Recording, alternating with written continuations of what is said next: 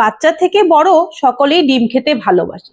ডিমের বিভিন্ন রকমের রেসিপি হোক না কেন, ডিমের ডেভিল বা ডিমের চপ, সেরকমই আজকে বানাবো ডিম পেঁয়াজি। ডিম পেঁয়াজি বানানোর জন্য লম্বা লম্বা করে কেটে রেখেছি পেঁয়াজ, তার মধ্যে দিয়ে নিচ্ছি কাঁচা লঙ্কা কুচি, ধনে গুঁড়ো, স্বাদ মতো নুন, হলুদ, আর দিয়ে নিচ্ছি কাশ্মীরি লাল লঙ্কার গুঁড়ো, বেসন আর কর্নফ্লাওয়ার দিয়ে মাখিয়ে নিয়েছি। অন্যদিকে ডিমগুলোকে সেদ্ধ করে আমি 4 ভাগ করে, তোমরা চাইলে 2 ভাগও করতে পারো। পেঁয়াজগুলো যে মেখে নিয়েছিলাম সেটা কম পড়ে যাচ্ছিল কর্নফ্লাওয়ার আর বেসন, সের মধ্যে আর অল্প বেসন আর কর্নফ্লাওয়ার দিয়ে একটু আঠা আঠা করে নিয়েছি।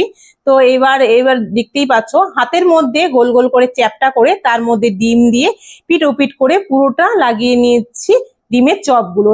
এইভাবে হাত দিয়ে এক এক করে সবগুলো আমি এক এক করে বানিয়ে নিয়েছি। এবার অন্যদিকে আমি নিয়ে নিচ্ছি ব্রেড ক্রাউন।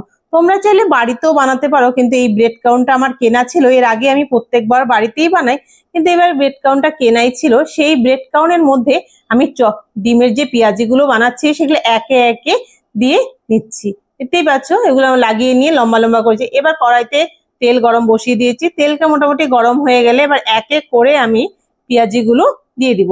এটা তোমরা চ্যাপটাও করতে পারো, কিন্তু আমি একটু লম্বা লম্বা করে নিয়েছি যেহেতু ডিমটা লম্বা লম্বা এসেছিল, কেটেছিলাম। তো আমি এবার এপিট ওপিট করে হালকা লাল লাল করে প্রত্যেকটা ভেজে নিচ্ছি। মোটামুটি আমার ভাজা হয়ে গেছে, আমি এক এক করে তুলে নিচ্ছি। দেখতেই পাচ্ছ হালকা ব্রাউন কালারে, একদম মুচমুচে, খেতে একদম অসাধারণ। তোমরা চাইলে একবার ট্রাই করতে পারো ডিম